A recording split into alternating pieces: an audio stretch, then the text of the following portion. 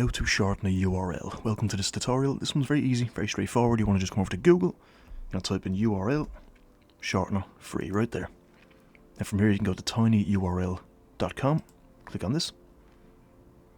As you will see, here we go. So you're going to grab whatever it is.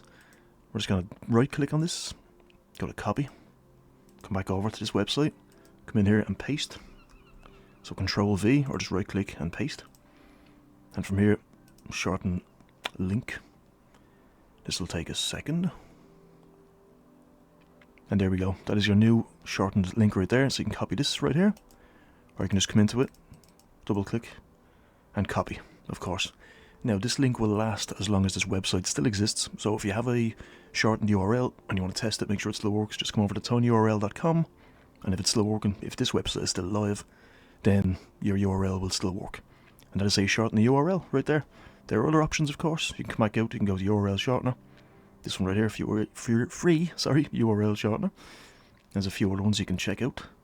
But that is a shorten a URL for free. Well, thank you for watching, and I'll see you in the next one.